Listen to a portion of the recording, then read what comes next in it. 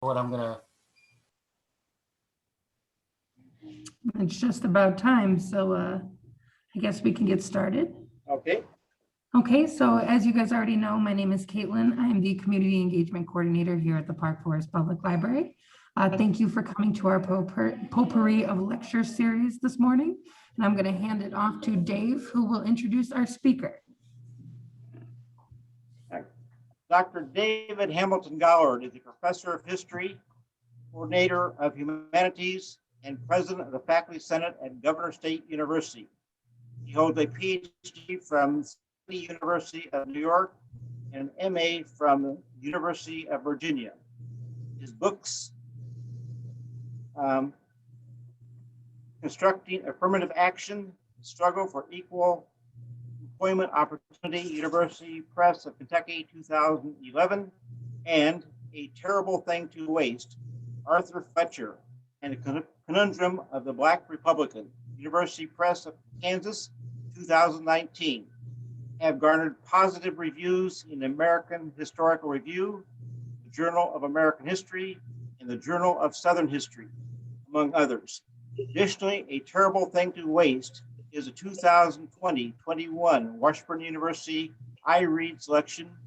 Dr. Golland has also published articles in California History, Critical Issues in Justice and Politics, and the Claremont Journal of Religion, and the American Historical Association's news magazine, Perspectives on History. He also spoke to us last year on his book, A Terrible Thing to Waste. So that was a very interesting book on how the Republican Party, the party of Lincoln, left Black Republicans and Black civil rights leaders, and eventually the whole Republican Party. Okay, Dr. Golland, take it over. Thank you, Dave, and thank you to everyone in the Potpourri group for welcoming me back yet again to the session. I will ask that for the sake of our bandwidth, if anyone who is not currently speaking, to mute themselves, and also your cameras tend to take up a lot of bandwidth. So if this is purely optional, but I would recommend that folks turn off their cameras while they're not personally speaking. So in terms of what I'd like to do today, so the title is A Civil Rights Historian Reflects on the 2020 Presidential Transition. And I thought what I would do is just give a brief recap of that presidential transition, and then open it up to questions and have more of a discussion, rather than having me lecture to you all about something that we all lived through just so recently. I can provide some perspective from my own perspective, and I think that's sort of the value added for having me here. But I'm not going to read multiple pages of prepared remarks as I've done in the past. So basically, as we all lived through it, there was an election, a presidential election, a Senate election, a congressional election in November of 2020. And it ended up, although the press often said that things were incredibly surprising, it ended up to be quite as predicted, in the sense that ultimately Joe Biden of Delaware became president, Kamala Harris became vice president. But everything that sort of happened in between was, I won't say unprecedented, it's a word that I don't like as a historian, because everything actually does have a history, and it's hard to say that something is truly unprecedented. And there are moments in American history where our republic has been tested. It's just not in recent memory have we seen anything like the test that we came through during the 3 months between election night and the inauguration of President Biden and Vice President Harris. So what was predicted was that Biden and Harris would win. What was predicted without quite as much strength and odds, I guess, was that the Democrats would retake the Senate and that the Democrats would hold the House of Representatives, all of which ultimately did happen, but it was sort of a rollicking roller coaster ride, shall we say, to get there, beginning really on election night when all the votes had been cast. But because of the coronavirus, primarily, so many more votes were cast by mail this past year that the counting was going, and it was already known to be that it was going to take days and days and days to finish the vote count so that the winners of each state could be certified by the state processes. And the other thing that we knew going into election night was that because of the way the coronavirus had affected various groups and parts of the country in different ways, that the mail-in ballots were going to primarily skew for Democratic candidates, and the in-person ballots were going to primarily skew towards Republican candidates. And that is ultimately what happened. But because it takes so much longer to count mail-in ballots, what it looked like on election night was that Donald Trump was ahead. In fact, he was not, it was not a horse race. And the other, I think, grave misconception that people made on election night was that it was still a race. The race actually ended when the polls closed. The American people had spoken. We just hadn't figured out what they had said yet, and it would take several days before we knew. Unfortunately, President Trump went on national television on election night and engaged in what I immediately called an attempted rhetorical coup d'etat. He preemptively declared himself the winner. He claimed that he had won states which had not been called and had not even been called by the press, let alone by the state government's systems that certify elections. And President-elect Biden, and I think we can look back and call him that because in retrospect, he was already president-elect, because again, the American people who are sovereign had spoken already. We just didn't know he was president-elect yet, but he was already president-elect. He went on television and he said, let's stay calm and let's not assume facts that are not yet in evidence. We can't be calling states.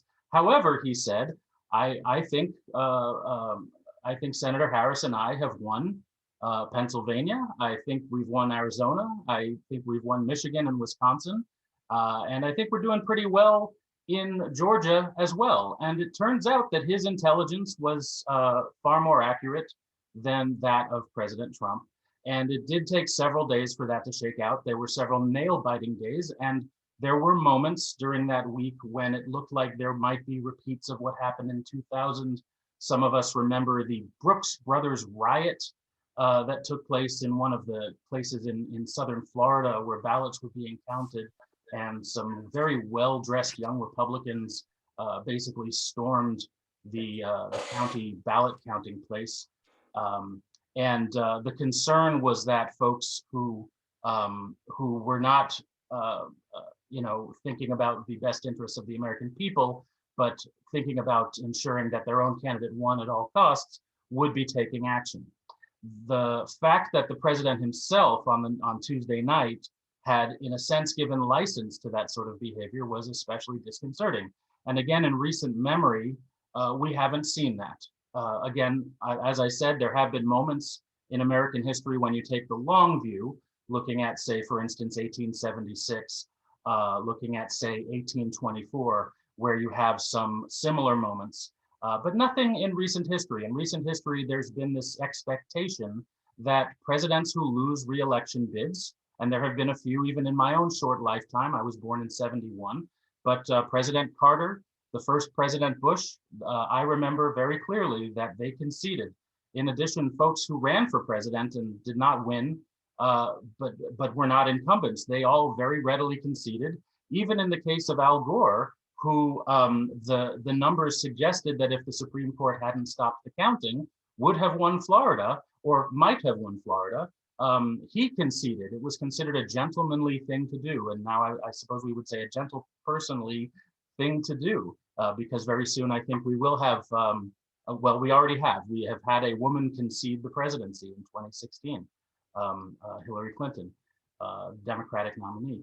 And so when Donald Trump didn't do that, it was on the one hand shocking, but on the other hand, it was of a piece with the behavior that he'd been exhibiting, well, for all of his life. I'm a New Yorker. I've been watching him my whole life in one way or another. You can't escape him when he's in the press, which until a couple of months ago has been fairly constant. And so he did what he did, and it was a very trying week. But ultimately, as we know, on Saturday morning after the election, the Associated Press called Pennsylvania, and that gave President Biden the expected Electoral College victory, and he became president-elect in the eyes of the press at that time. So then you would expect that there would have been a concession. If not a concession speech, at least a phone call, and there was not. Instead, there were lawsuits, there were marches, there were protests. And of course, all protests and marches are protected under the First Amendment, but violence is not. And interference with government, interference with the government process is not protected by the First Amendment, even when it's correct. I mean, I can think in my own scholarship, I look at civil rights protests. And when the law is against you, but you're right, you still have to do it, but you accept. Martin Luther King accepted that he was going to jail, and he did go to jail, and he was right to do so, and that was the way it was. But the protests themselves and the speeches, et cetera, those are First Amendment protected things, as are lawsuits, frivolous though they may be. And there were quite a few lawsuits in November and into December, as we moved one by one towards the states actually certifying their electoral votes. And then ultimately the Electoral College meeting, I think it was on December 12th, in the individual states, putting the ballots in the boxes that were then sent to Washington, D.C. And still, the president did not concede.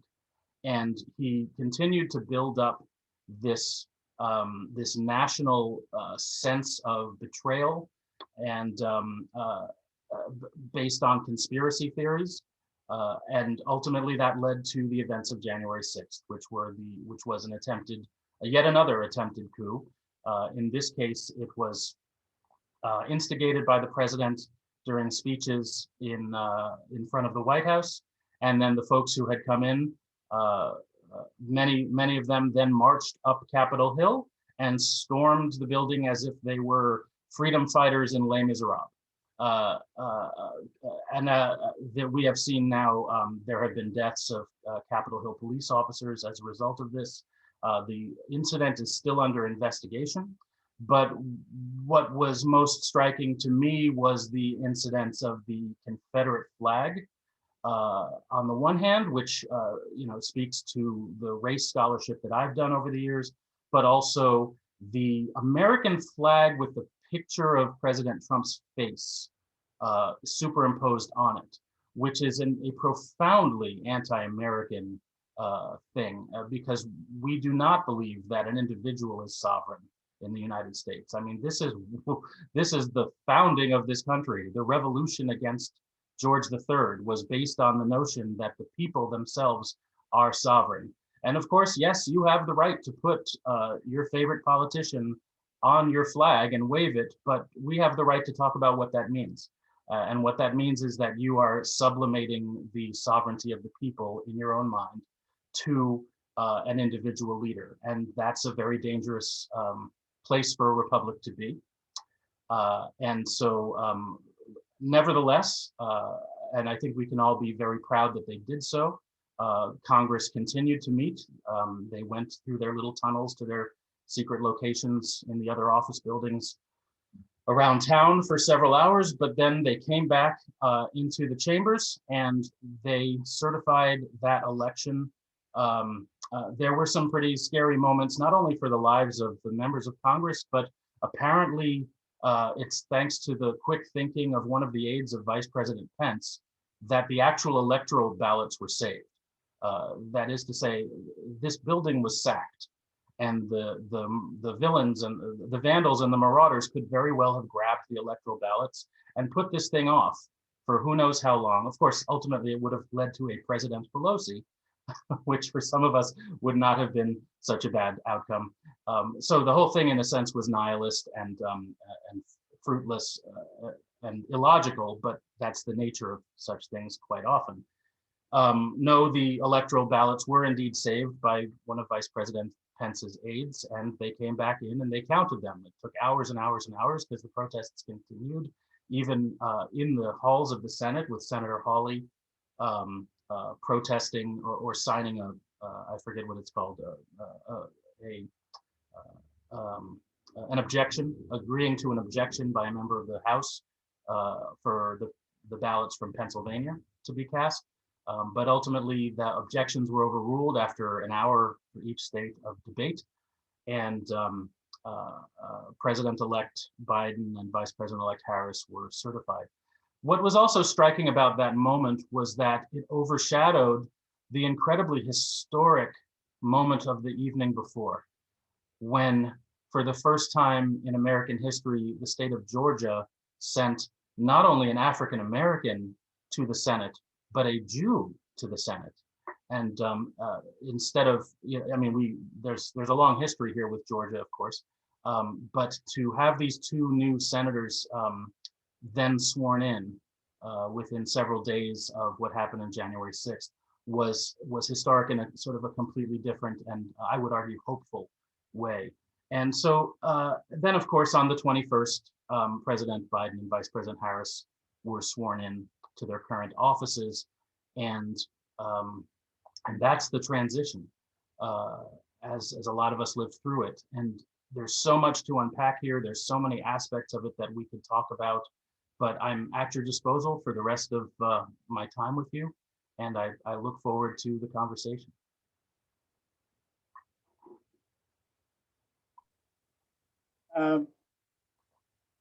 Why couldn't they count the ballots early? Why are some states they couldn't count the mail-in ballots until the day of the election? Yes, so that's state law. So there are some huge flaws, I think, that this election exposed in the federalist system that we live with. Not to say there haven't been flaws exposed in the past 250 years already in our federalist system. But this was, in terms of the electoral way that we function, this was a huge flaw. Some states did start counting early. Florida, for instance, started counting their ballots earlier. And most states had significantly early voting.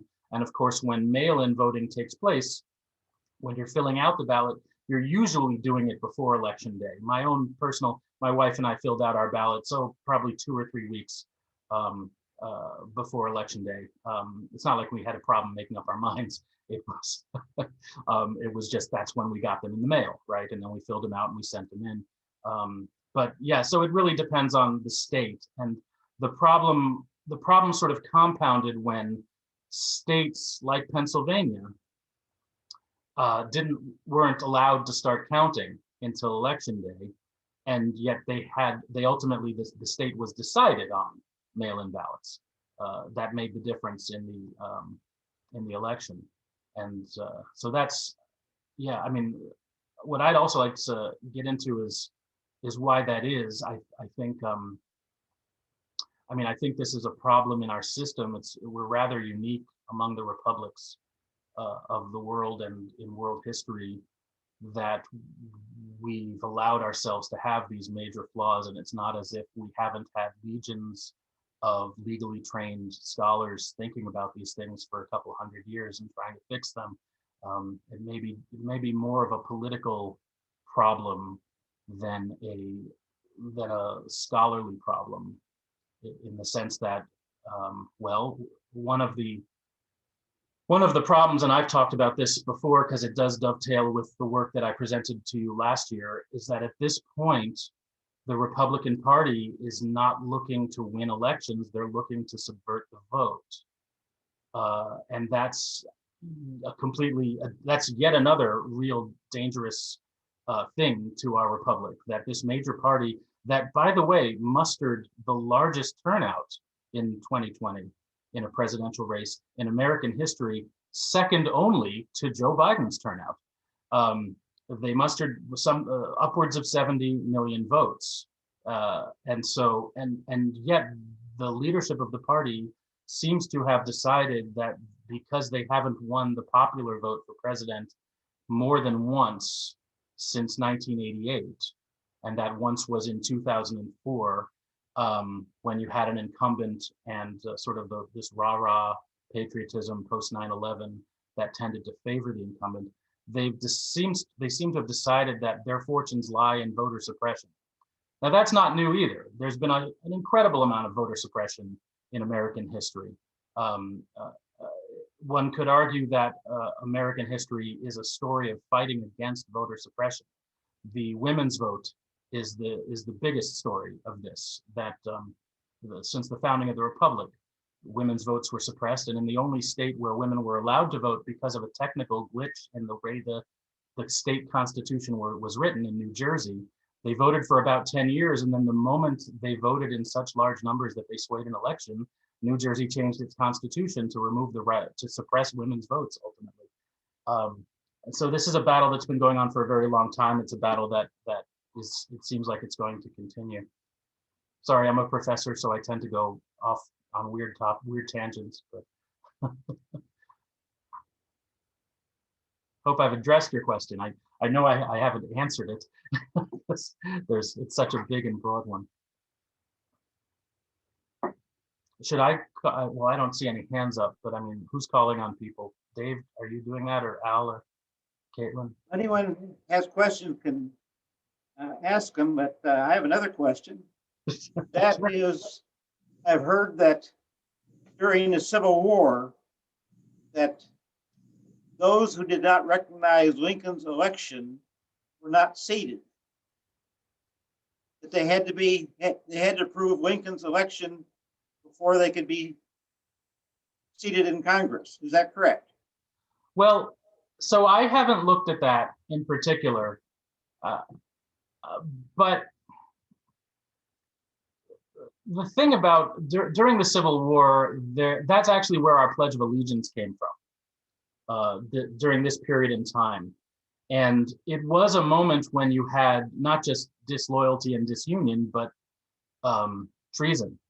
And I mean, I don't mean the kind of treason that like a Fox News pundit throws at Al Franken or something like that, which is not treason. That's argument, and that's therefore very patriotic in my opinion.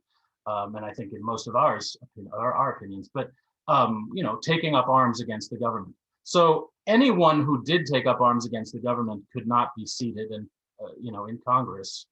But I think the vast majority, if not all of them, they were from states that seceded, and they left also. And some of them actually became members of that illegitimate body, what I call an illegitimate body, known as the government of the Confederate States of America, the Confederate Congress. The only exception in the 11 states that seceded was Andrew Johnson. He was a Democrat who remained loyal to the Union.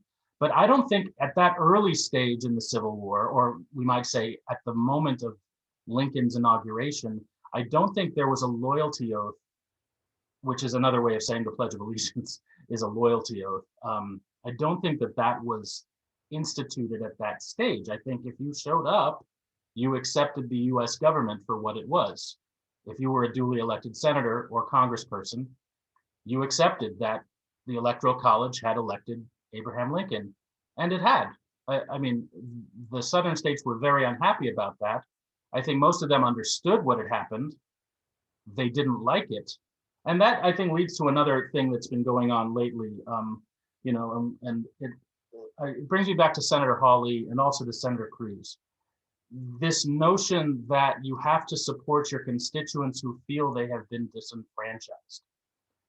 And of course, our elected officials need to support us if we are disenfranchised. Disenfranchised, of course, means you've been denied your legitimate right to vote. And American citizens over the age of 18 who are not currently incarcerated, and in some states who are not formerly incarcerated, have the right to vote. But the fact that your candidate lost does not mean you have been disenfranchised. And I think that's an argument I haven't really been seeing folks make. When Josh Hawley stands up and says, I'm defending my constituents who feel they have been disenfranchised, he's being disingenuous because he knows full well they haven't been disenfranchised. And that's why he's being very specific in his language. He's saying they feel they have been disenfranchised, but that should not rate a senatorial discussion. These individuals cast their ballots and their ballots were counted, and the person they voted for lost. And that's also, in a sense, it's like someone in Pennsylvania said, one of the local officials said, it's time for Donald Trump to put on his big boy pants and concede the election, which he still hasn't. Well, folks who vote need to put on their big boy pants and accept when your candidate loses. I've never, actually once I did, one exception, but with one exception, I've never had an election where all of my favorite candidates and resolutions succeeded, where everything that I voted for won. And I've had many where I had one favorite candidate running for president who won, or one favorite candidate running for this who won. But with one exception, I think it was 96 actually, or maybe it was a local election. At least somewhere on the ballot, I've lost something in my own personal choices, and that's democracy. I mean, I was never disenfranchised by that. And to get up on the Senate floor and say that the people of the state of Missouri have been disenfranchised is perfectly ridiculous. If Donald Trump had won, and he almost did, would we be saying that everyone who voted for Joe Biden was disenfranchised? Of course not. Now, another argument that needs to be made, of course, and is being made and should continue to be made, is that we do have an inherently undemocratic system, both in the Senate and in the Electoral College. The fact that someone could win the presidency by more than 5 million votes and have it even be close because of the Electoral College is also dangerous, frankly, for our republic, because if the people truly are sovereign, and I guess that's the caveat, the people are sovereign in a democracy and in most republics. In this republic, however, the states are sovereign, and each state has a different value based on the population of its, based on how many people live in the state. The Senate also, incredibly undemocratic body. Right now, the Senate is divided 50-50 on only because the vice president is Democratic. Do the Democrats hold the US Senate? And yet the senators who are Democratic, they represent millions and millions and millions and millions of people more than the senators who are Republican. So this gets me back to that question of disenfranchisement and also what the Republican Party is up to. I've been saying in my tweets and on my blog that instead of trying to disenfranchise folks and suppress the vote, maybe they ought to try to win voters. Well, I mean, what a novel concept, right? But the Democrats have been incredibly successful in the past 16 or 17 years, coming back from that 2004 loss.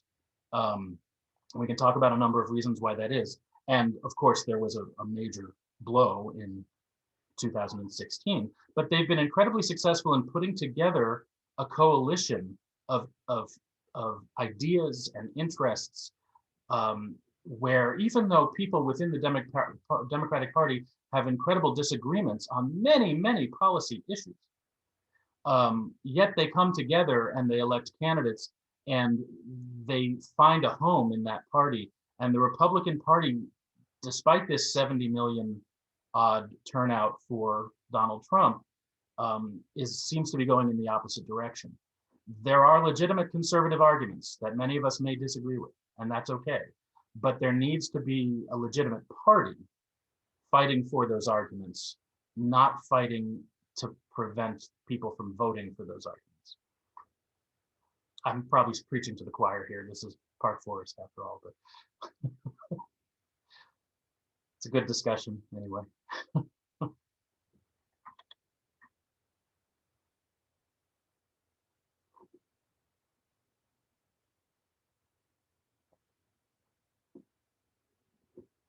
You're muted, Dave. You've probably got a third question. No, that's okay. Okay, sorry. What's the difference between sedition and treason? Sedition is words, isn't it? Sedition is when you speak ill of the government, say things that could be, if I'm not mistaken, say things in opposition to the government or the sovereign. And treason is when you, I would say, I mean, I don't have the dictionary in front of me, but I would say, in my understanding of it, treason is when you either through espionage or violence oppose the government. I think there's a sort of an action beyond words that needs to take place to move from sedition, which is not to say sedition is good because, or not bad, because sedition often leads to treason. I will say, though, a lot of us on the left have been very uncomfortable with this, with these 2 points, because sometimes a government does need to be overthrown. And so it's kind of like a quandary. It's like, well, not this time, right? But if President Trump had won, it would have been a very different calculus. I blogged that, I wouldn't have been among the people storming the Capitol if President Trump had won, because I'm a professor and I tend to take my actions this way. I talk and I put on a tie and I influence people. But I don't know that I wouldn't have had some sympathy, because, and my kids actually asked me, we had watched the 2012 movie Les Miserables, as a matter of fact, like right around January 3rd or 4th. It was kind of a holiday thing for us. And I was talking about these folks, getting on the barricades and fighting for the people of France, right? And then on the 6th, they saw folks storming the American Capitol, the US Capitol, and my kids were like, well, what's the difference? And I had to take a beat, and then I had to say, well, first of all, they're not actually fighting for the American people. The American people have spoken, and the American people don't want this. The American people want Biden and Harris. But second of all, they're fighting for a person. They're not fighting for the American people. And second of all, in 1832, when there was barricades in the streets of Paris, there was a king. And the folks who were rebelling against a monarchy. And we've done that too in this country. But we don't have a king currently. We have, a 3-branch republic, right? All of which are in one form or another elected by the sovereign people. And so that's the difference. And I hope they got it. I think they probably did. So sedition, Donald Trump, I guess that's a leading question. The evidence that was laid out in the second impeachment trial, which actually was only the first impeachment trial, because there were 2 impeachments, but the first time around there was no trial. And that's also hugely historic. I mean, this transition led to the only time in US history where a president has been impeached for a second time. But the evidence that was laid out in the second impeachment trial showed basically that Donald Trump was guilty of sedition, I think. And that the folks who stormed the Capitol, I don't think they were that was not part of the impeachment. None of them were on trial at that time, but they may be in the days and weeks to come, because that investigation is ongoing. I think in some of their cases, treason might be an appropriate charge, but we tend to, that tends to, in recent memory, treason tends to be, we found that a family was living in New Jersey and actually spying for the Russians, the Soviets, right? That tends to be where we tend to put people on trial for treason, when it's another country, which is probably not a good idea. We should include, because I always teach like that Robert E. Lee was a traitor. I teach that the Confederacy was a treasonous group of folks, and that their pardons were some of the most shameful presidential acts in American history. And in the case of the generals and the politicians like Jefferson Davis, these folks had actually taken oaths to support and defend the Constitution of the United States, which they then violated by taking up arms against the United States. So, I think it probably would be appropriate to call these folks traitors. I just worry that we get into a tit for tat where everybody's just bandying around this word traitor. I think it's probably just better to hone in on the evidence. It's a felony it's a federal crime to do the things that they did. Murder is one of them, and they should be tried and convicted on those crimes.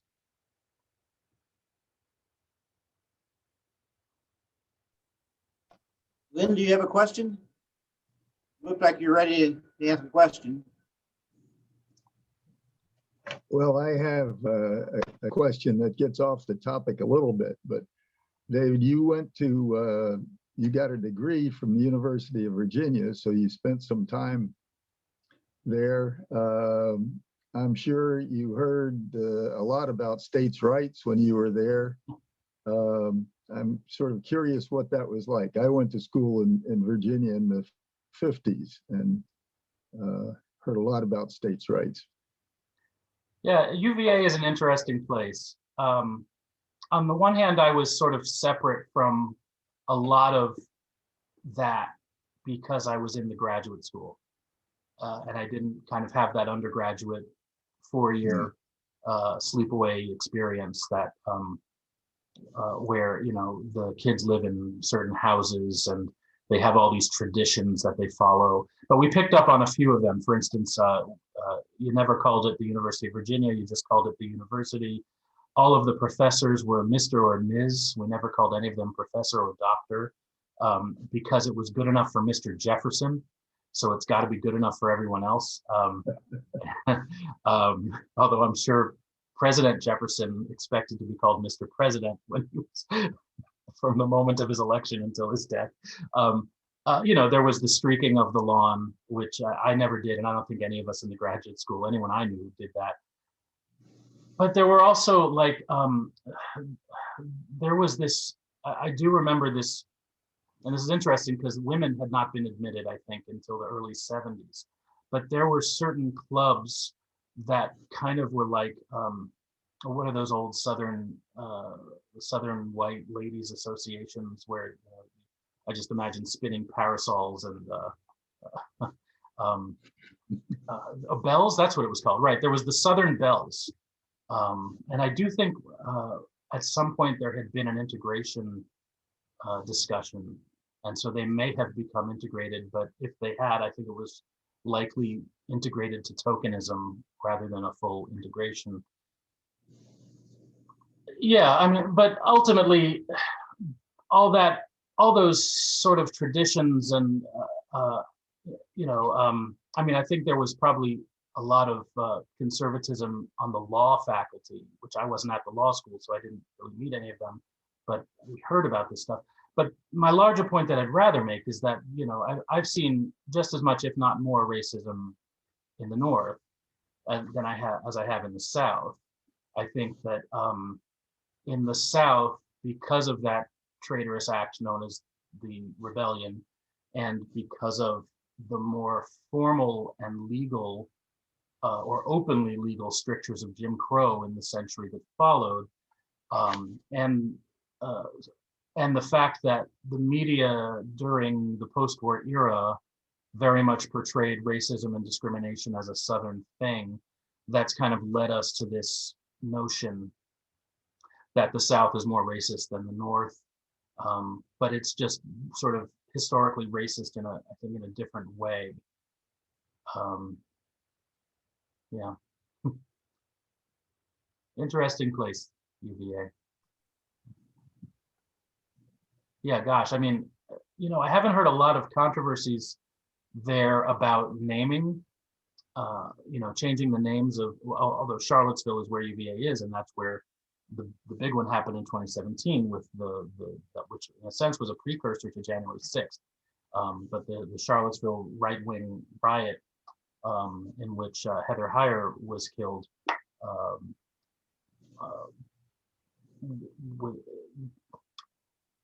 even though sort of that's that's where it happened, you still have like Jefferson's name on everything, and you still have Cabell Hall, for instance, which is one of the wealthy donors that gave. There's in fact an old Cabell Hall and a new Cabell Hall at UVA, and Cabell was this huge plantation owner. So whereas up in places like Yale and Princeton, you're seeing a move to rename some buildings and some other monuments and memorials when they've discovered that folks have connections to slavery. You still down in places like UVA, you still have these, these huge memorials and these buildings named after folks, and there doesn't seem to be much action, at least action being taken to rename those. Whereas even here in the North, here in Governor State University, I mean, right now there's a controversy over Columbus Carillon. Now you're all in Park Forest, you know there's a Carillon, sometimes you hear it, but you may not have known it was named after, I mean, maybe many of you do because you were around here in '92, but that it's named after Christopher Columbus.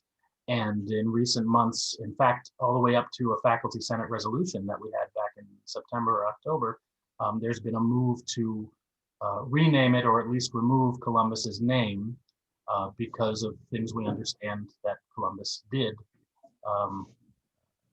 But that hasn't happened yet. That'll be up to the Board of Trustees.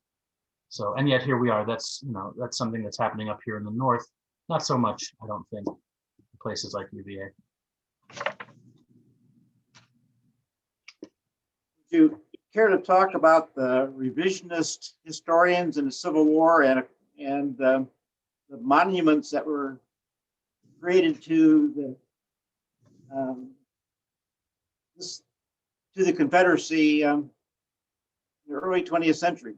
Sure. So first, let me dispel a myth. Every professional historian, every academic professional historian is a revisionist, because what we do is we revise the history that we receive. And except for a very small group of us who do something called contemporary history, where they're literally writing the first draft, there's 17 of us, all Ivy League folks, I think, who are working on the first draft of the Trump presidency right now. They're going to be putting out an edited volume with Princeton University Press in a few months. But with that exception, we're all revising. That's just what we do. We take a look at history, we take a look at what's already been written, and we analyze the documents, and we draw conclusions, and many of those conclusions are different from the conclusions that previous historians drew. And that's because society changes and new people have new ideas, and over time, people question previous ideas and previous ways of thinking. And one of my own scholarly ancestors was Dunning. Why am I blocking on his first name? But he founded something called the Dunning School. He was up at Columbia, and when we say the Dunning School, that means his school of thought. So he had dozens of Ph.D. students, and their basic idea was that Reconstruction was a big mistake, and African Americans should never be given the right to vote, let alone run for office. And one of his PhD students ultimately advised the advisor of my advisor's advisor, and so but both my advisor and I, my PhD advisor who's still alive and his advisor who's still alive, we're very much in a different way of thinking, all right? And the Dunning School was huge in the 19-teens and the 1920s, but we have different ways of thinking now about history. So it's all about revisionist. So I got so hot under the collar by that question. What was the actual question? Now that I've talked about how we're all doing revision. Was it? No, go ahead. Tell me again, Dave. You're muted. Yeah, I was asking basically about the historians who started to reinterpret the Civil War in a pro-Southern interpretation. Right, thank you. And that's where we got all these monuments. So this is a post-Reconstruction thing. After Reconstruction is destroyed, where by whites in both the North and the South, where they bring an end to it with the presidential election of 1876, and the Night Riders, the Ku Klux Klan folks, they can kind of calm down because they've won. basically. And Southern white supremacy has been restored to the South. It continued to exist in the North, where it had always, or for our U.S. history, for our purposes, had already existed, continued to exist.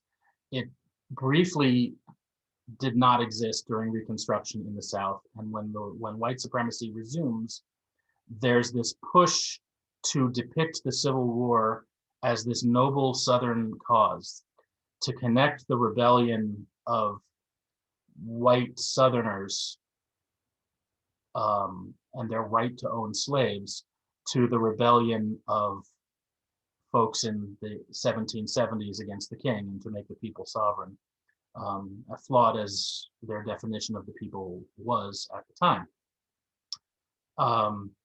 And so that's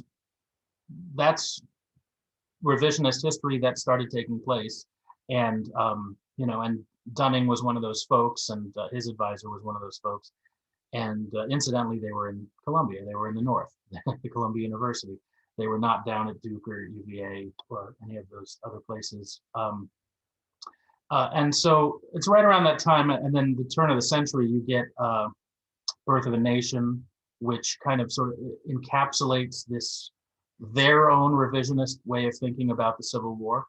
But even at the time, there were folks who spoke out against this way of looking at it from within. So General Longstreet, of all people, one of these Confederate generals, he gets a pardon after the war, and then he becomes a Republican, which back then meant the party of Lincoln, and he runs for office, and he starts arguing that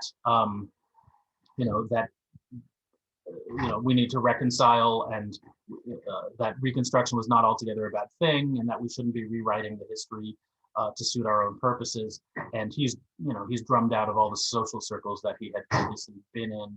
He's called all those horrible names like carpetbagger and scalawag and stuff like that. And I have to thank one of my own students, a senior, a couple of years ago, who did an honors thesis on General Longstreet. And I had to keep reminding him, by the way, you're not talking about how you agree with anything that he did during the Civil War, but you're talking about, that he makes an argument after the Civil War and after Reconstruction that is very much not in keeping with the revisionist history of the time. But we have new revisionist history, as we always will. I guess that was my initial point. And the new revisionist history, for instance, and the evidence is the same evidence. It's kind of like with the presidential election. The votes did take place. The question is how you then count them, and do you count them? Are you allowed to count them? So in this case, we have things like the South Carolina secession convention debates, where they talk about slavery. Now, the initial revisionist historians of the South were saying the Civil War had nothing to do with slavery, it had everything to do with states' rights. They conveniently didn't talk about which states' right they were most concerned about. There was one states' right that they were concerned about. It's the right to allow their white population to own slaves, which the northern states no longer had by that point in history. And so you look at these documents again, and with eyes that are looking for the information that points out the problems of the previous revisionists, and you're able to revise better and or differently, let's just say, because I don't want to have kind of the arrogance that my generation is the end of revision of history. It's actually my dream, and I'm very happy that people are now starting to look at Arthur Fletcher. Other scholars are looking at Arthur Fletcher. It's my dream that in 10 or 20 years, someone's going to write a book that totally refutes everything I wrote.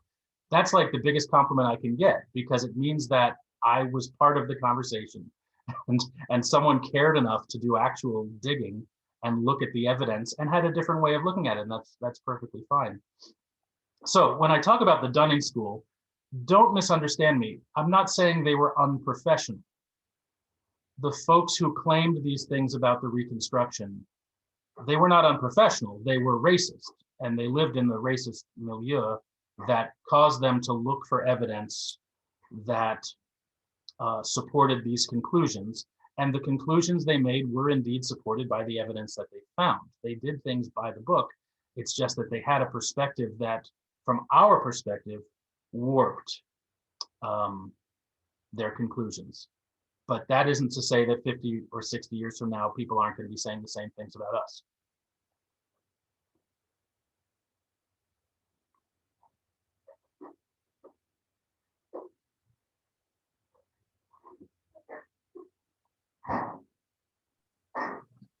Any observations on DC statehood?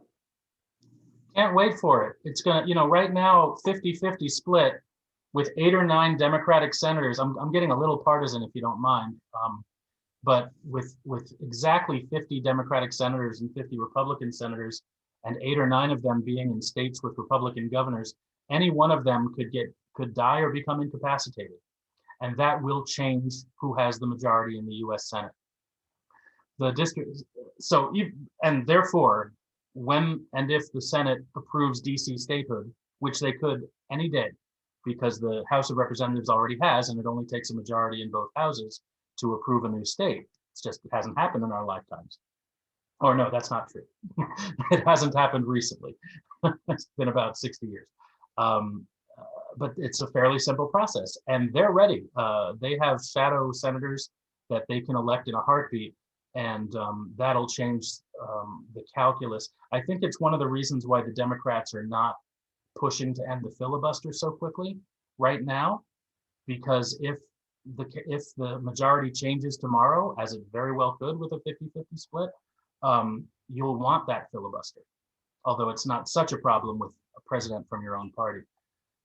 But that's the partisan way of looking at it. Then, of course, there's the representative way of looking at it. Don't the people of DC have the right to representation? I mean, their license plate says, I love the phrase, taxation without representation. And that's ultimately what you get if you live in Washington, DC. It's not democratic. They have a non-voting member of the House of Representatives, and they have 3 electoral votes. I don't know if they would still only have 3. I don't know the exact population of DC. If they became a state, their electoral votes would fluctuate based on their population, and I don't know that they have enough to qualify for a 4th. But it's right. They deserve the vote. It's racist that they don't have the vote. And because they are a majority Black city in terms of their population. Let's go a step further. Puerto Rico. So right now there is not a bill, as far as I know, to admit Puerto Rico into the Union, and the referenda that they've had over the years have been mixed. I think that every so often they vote we want statehood, and every so often they vote we don't want statehood. But I learned this back in 2008 when the Democratic nomination race was so close between Barack Obama and Hillary Clinton. Puerto Rico actually has a primary in the Democratic primary. They don't have a Republican primary, at least they didn't in 2008. And it only mattered in 2008 because it was so close and because they had their primary in June. Some of you may remember. But they don't have a vote in the general election. They don't have senators. They don't even, like the House of Representatives, I think, as far as I know, they don't have a non-voting member of the House. I think only DC has that privilege. Puerto Rico is a good example of why you need to do it, because it's because we're a democracy and the people are sovereign, not because it's good for one party or the other, because there's no telling where Puerto Rico will go. I think initially it will probably elect Democratic representatives and senators mostly, but one of the lessons we got from the 2020 election is that Republican ideas had made some significant inroads in the Latino community in Florida and in Texas especially.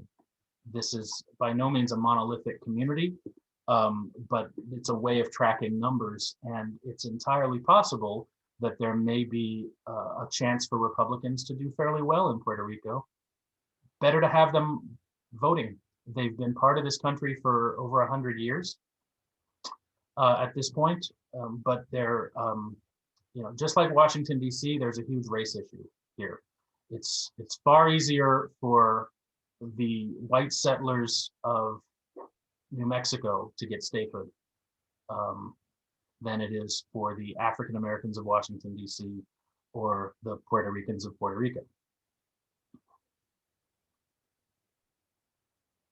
Now, I love this graphic. I wish I could pull it up at my fingertips. I don't have it in front of me. But someone did a book, I think it's called Hidden Empire, actually. So those of you at your terminals can feel free to look up, I think Hidden Empire on Amazon. And the front cover of that book is great because it shows all of the parts of the world that are US soil. And the lower 48 looks really, really small when you show everything in its real size. But normally when we look at the United States map, the lower 48 takes up the entire rectangle, and you put Alaska and Hawaii in the little corner there. And Alaska is shrunk down to this minuscule thing.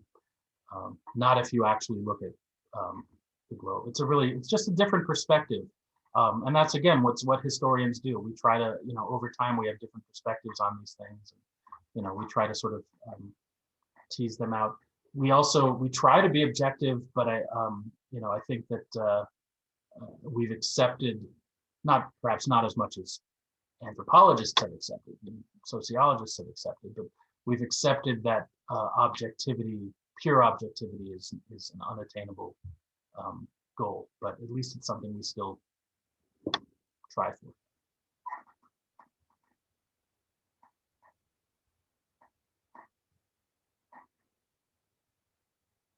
But just as you were speaking, I thought Al was trying to get in with another question.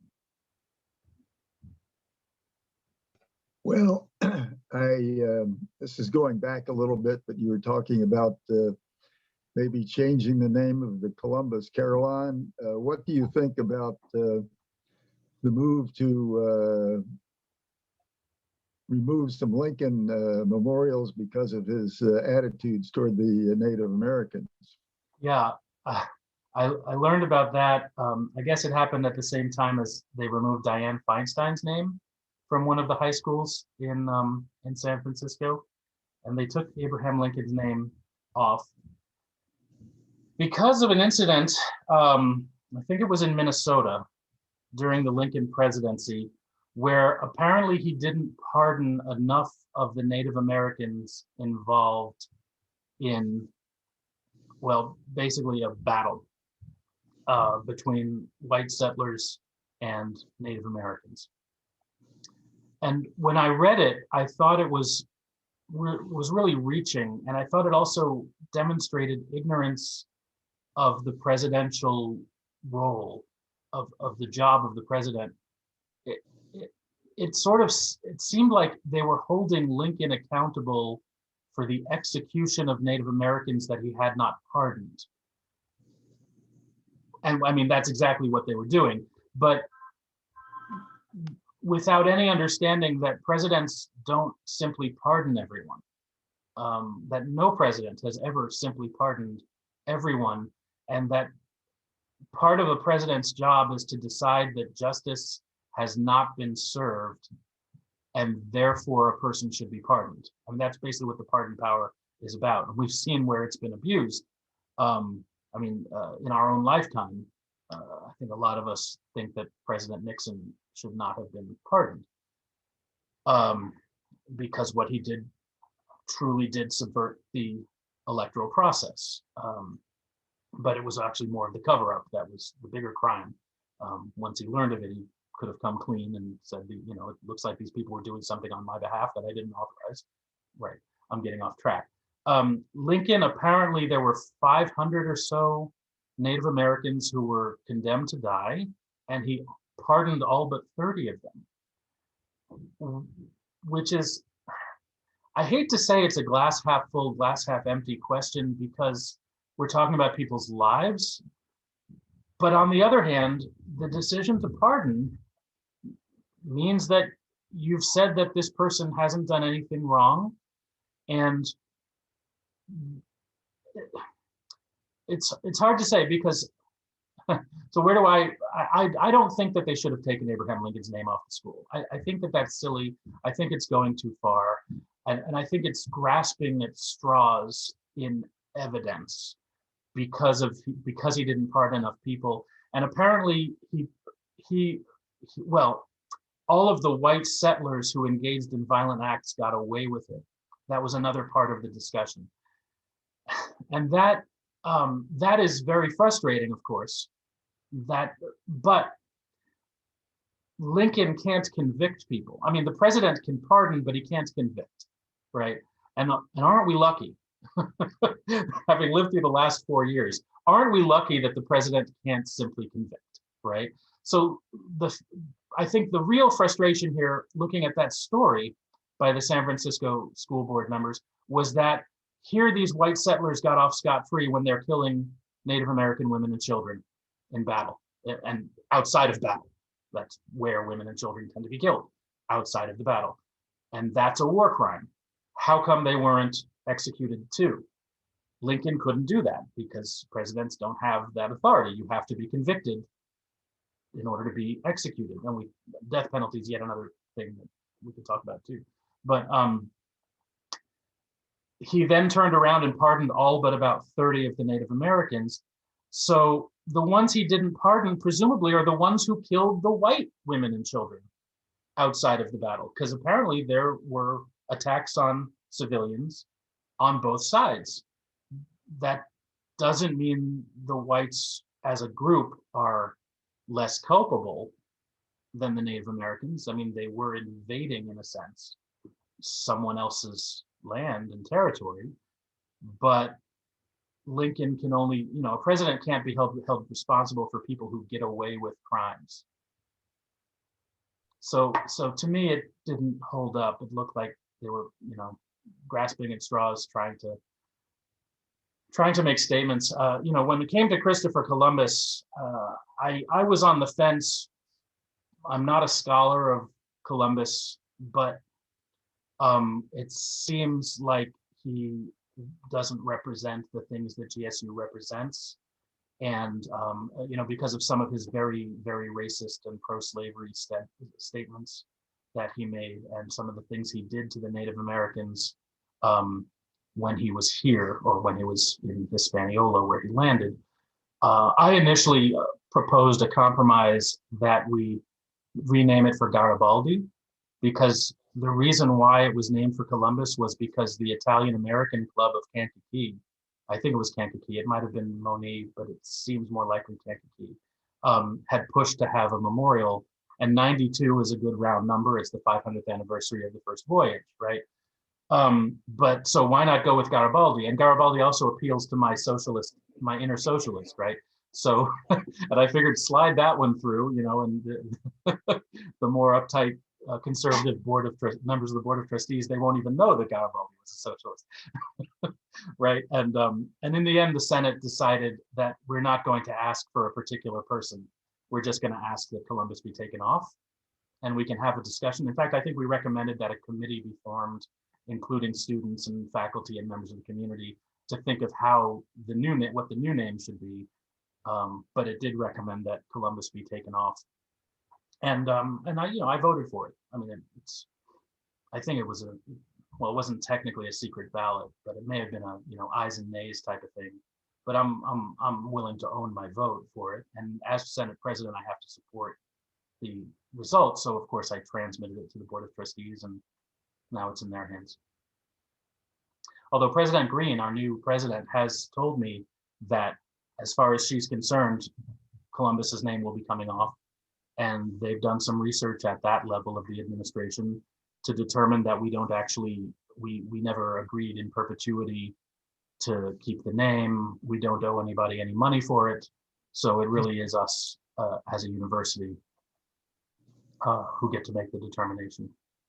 And by us, I don't mean me, I mean the board. It's their call. So, how about you, Al? What do you think? Who do you think it should be named for? Oh, I never knew it was named the Columbus Carousel, and Yeah. I don't know that it needs to be named. University Carillon. Yeah, that was another idea. Yeah. It's not even technically a carillon, because I don't know how many of you know this, the bells don't work. There are speakers on the top and a recording.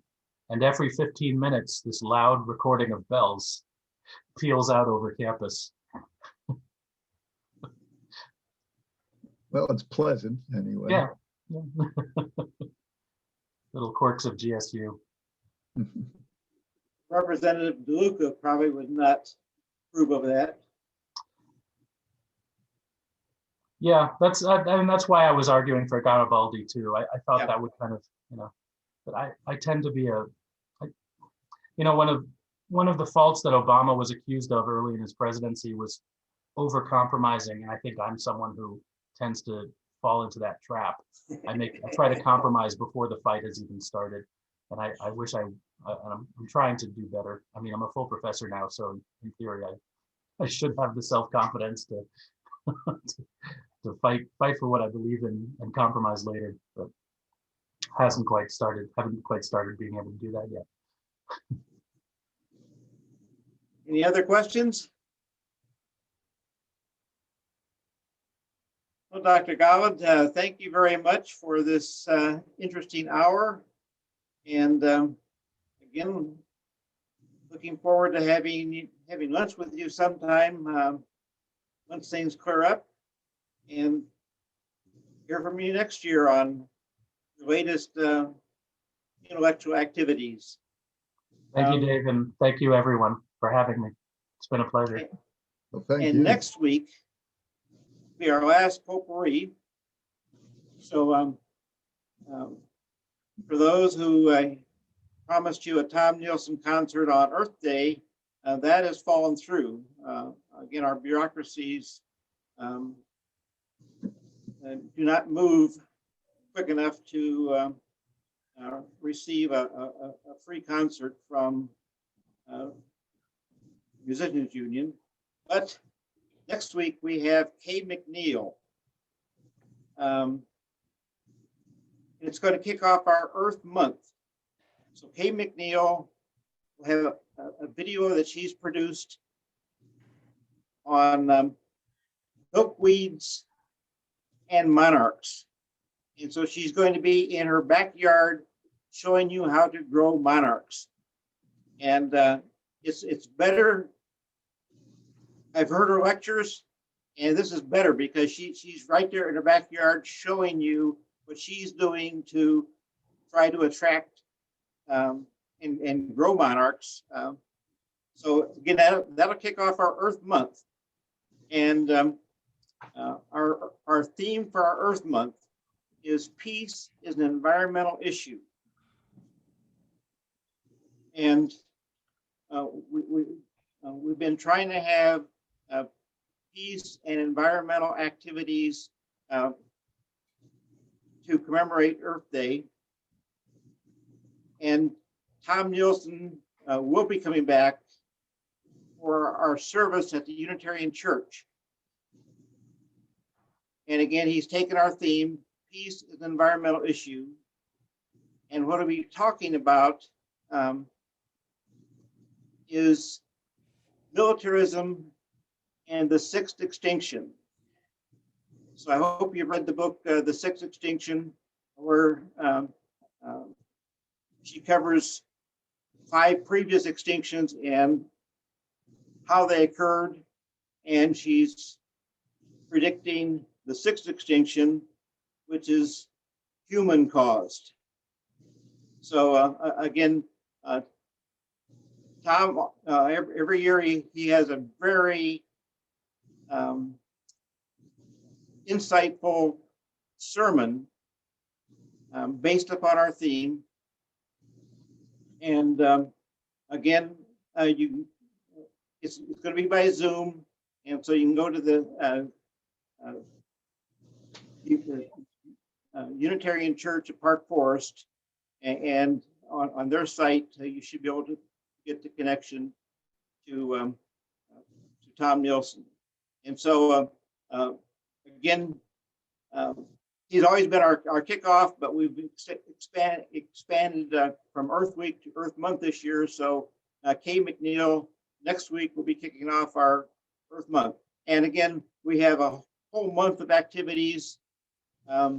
So check the village site, and you'll see all the things we're doing for our Earth Month. So thank you, Dr. Goward, and thank the library for hosting us. Anytime. Again, Dr. Goward sort of illustrates the asset we have with Governor State University. So we really appreciate having that, which started out as original idea was a Park Forest College, which is now Governor State University, and it's a real asset. And of course, it's been very important to us in Potpourri, since we draw upon Suzanne and others from the university to give us some insight into their intellectual activities. So again, thank you, Dr. Goward. Thank you, Public Library. Thank you, Al Sturgis, for being the inspiration for this potpourri. And again, hope to see you all next week and spread the word. Peace. See you guys next week. You did.